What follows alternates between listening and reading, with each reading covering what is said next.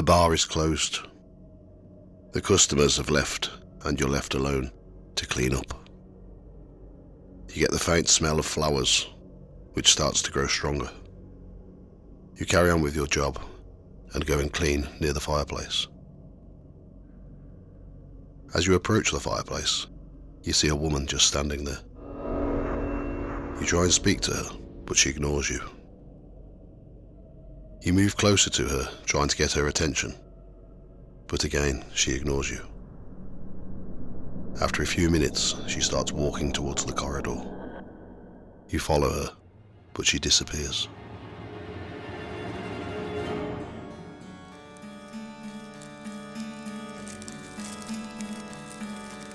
Welcome to Ghost Tales by the Fireside. I'm Clem Dalloway, and this episode is about the Black Horse pub in the ancient town of Cirencester.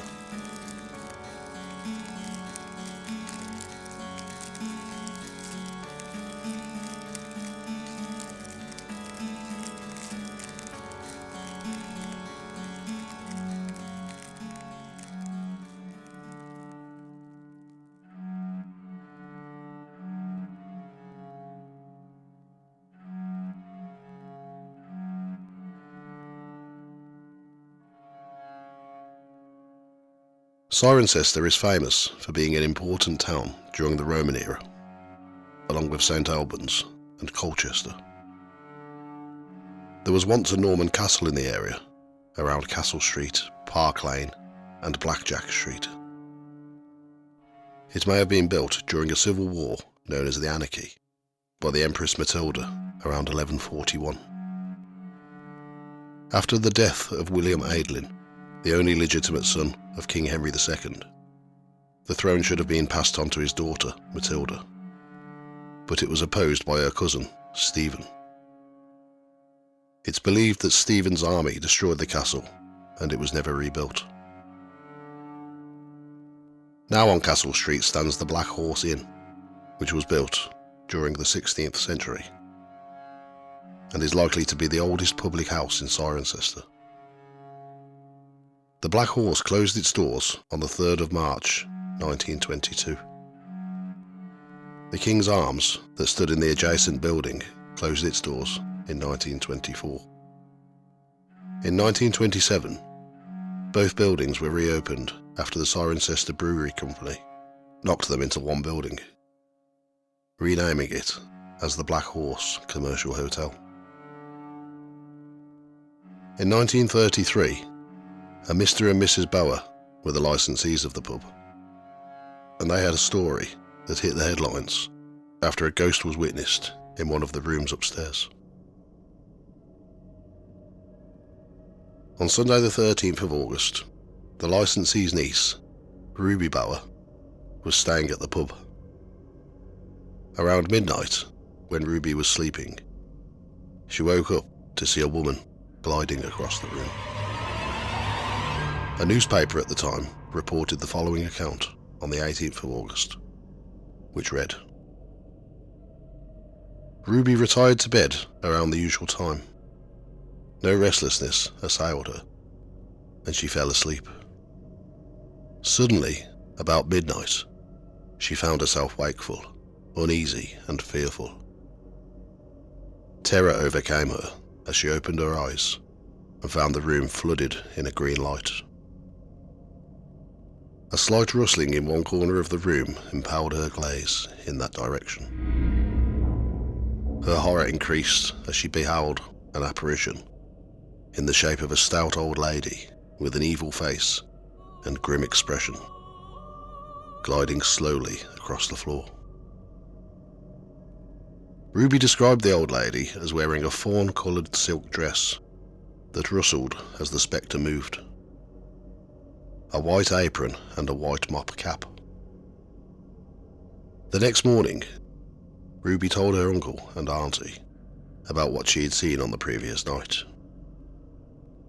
They examined the room to find nothing unusual, until they noticed that the name James had been etched upside down into one of the window panes. The licensees said that it wasn't there before, and they'd been there for 2 years. The Gazette wrote, Disbelievers would say that the writing on the window was there before Sunday, the night of the ghost's visitation. But the landlord of the hotel is confident that it was not there previously, since he and his wife had frequently cleaned the window in question. It is inconceivable that they would not have noticed it. Apparently, the scratches formed part of an attempt to cut a signature into the glass, and curiously enough, the scratching is obviously new, not having assumed the dark appearance common to cuts that had been in glass for some time. After the Gazette published the first article, they decided to write another after they invited a medium to investigate the property. The medium was said to have no prior knowledge of the pub or its whereabouts. When the medium arrived at the pub, she said that they were surrounded by people dressed in brown and white cowls. She told the landlady that the original entrance was in a different place to where it is now. She continued to show her the original entrance, which Mrs. Bauer confirmed.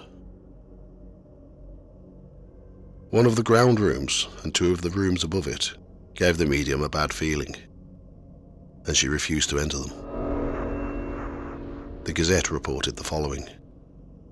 She seemed to wither, her back bowed, and her left leg was twisted inwards. The fingers of her right hand twisted and grasped some strange object. Her voice was that of an old woman. Her words came slowly. "I feel sad," she murmured. "Very, very sad. I have a terrible pain in my leg. I cannot walk properly. I have a stick in my hand. I tap on the floor with it." Still limping, the medium went from room to room until she finally straightened her back and became almost her normal self. Although, throughout the rest of the proceedings, she was unable to straighten her leg, and her foot was twisted into a grotesque position. When she entered the room where Ruby had witnessed the ghost, the medium said that the room wasn't where the haunting was taking place, but in one of the rooms that she refused to enter. She said that she picked up on an old man as well as the old lady, and that she caused him some harm while alive. That could have been the cause of his death. The medium left instructions on how to exorcise the spirit from the property. 3 white flowers had to be laid in room 3 at 3 p.m. on the 3rd day of the month, and the room had to be closed for up to 3 days. There have been sightings of the old lady since, so the exorcism obviously didn't have any effect. Unfortunately, in 1992, the window frame that held the etched glass rotted away and the glass fell to the ground and smashed. On the 11th of July 1996, a local newspaper reported that an old man confessed to the etchings on the window. Mr. Jack Court wrote to the newspaper and admitted that he was responsible for scratching his name in the window. He said, "I reckon the lady in question must have had a few too many." He explained that his childhood playroom had been an attic in the King's Arms, which closed in 1924. It and the Black Horse, which had then been closed for some years, were knocked into one larger pub, and it was my old playroom where this lady was staying in. The mysterious smell of lavender is often smelt near the pub's hearth. The ghost of a former cleaner who loved to spray lavender polish around the fireplace is thought to haunt the place. A barmaid who was working in the Black Horse in the 1980s was clearing up one night after the customers had left the bar when she noticed the fragrant smell of lavender.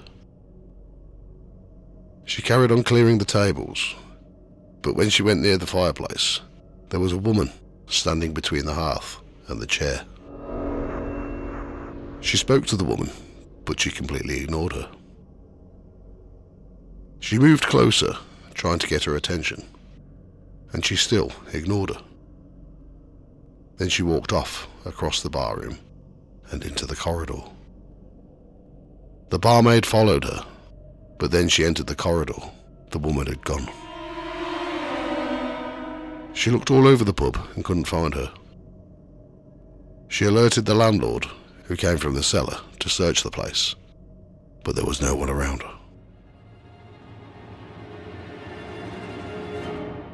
Thank you for listening to Ghost Tales by the Fireside. If you enjoy this channel, please subscribe and give me a thumbs up.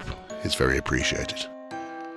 You can find more information about episodes on the website ghosttales.co.uk, or you can log on to the Facebook page facebook.com/Ghost Tales Podcast. You can also find me on Instagram @Ghost Tales Podcast. All music, research, writing, production, art and sound effects are all my own work.